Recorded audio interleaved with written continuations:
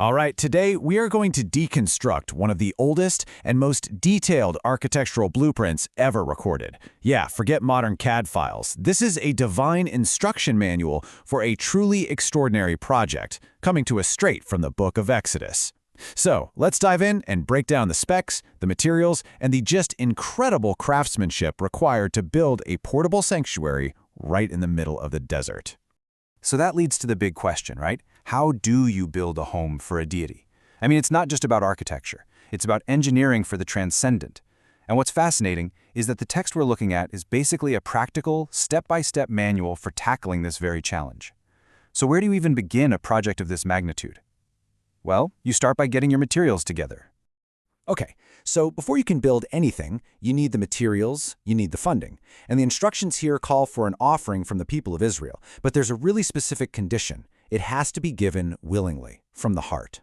But here's the thing, this isn't some mandatory tax. It's a totally voluntary contribution. You could almost think of it like an ancient crowdfunding campaign, all for a sacred purpose. And this right here, this quote gets to the absolute core of the project, the why behind it all.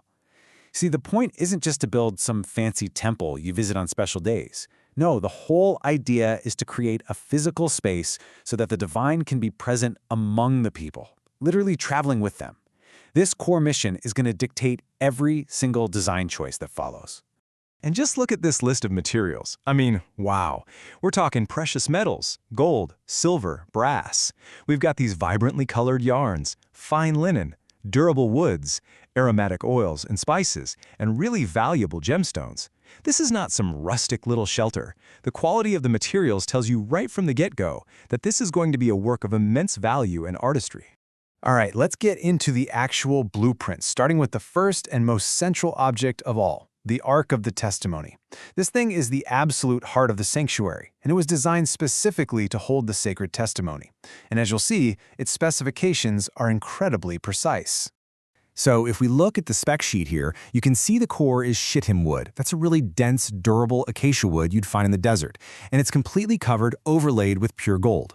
And the dimensions, super exact, 2.5 cubits long by 1.5 cubits wide and high. Then, sitting on top, you have the mercy seat, which is a solid slab of pure gold, and it's crowned by 2 golden cherubim. And the little details here are just fascinating. For one, the gold isn't just for show on the outside, it's on the inside too. There's this decorative crown or molding that goes around the top edge. And check out the carrying mechanism. There are these rings permanently attached, and the poles you use to carry it, they're never supposed to be taken out. It just emphasizes that this thing is always ready to travel.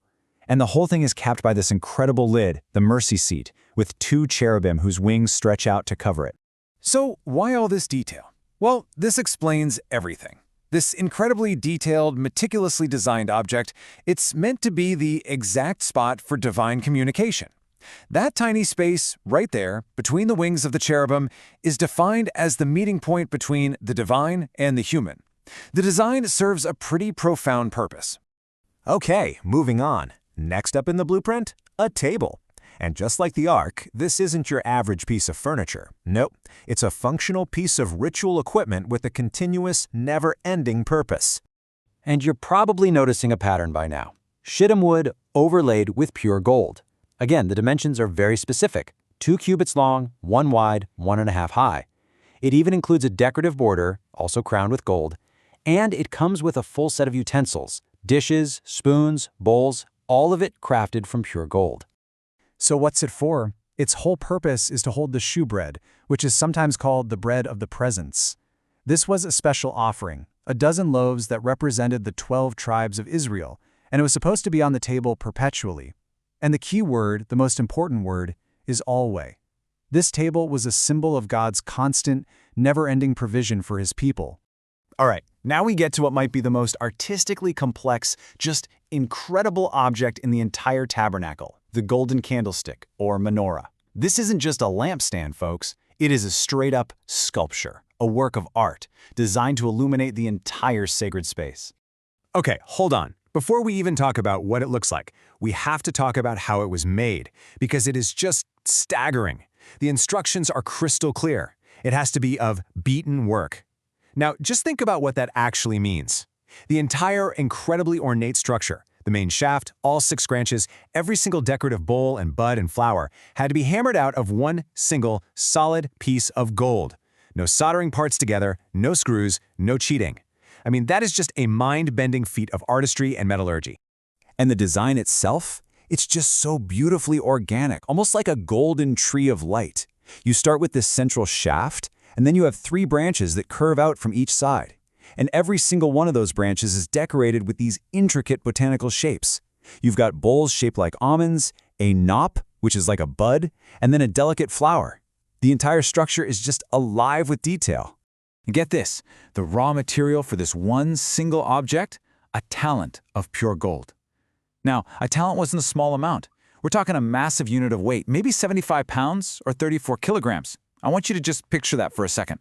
A solid gold sculpture, weighing more than a small child, hammered and shaped by hand into this incredibly delicate flowering form. It's almost unbelievable.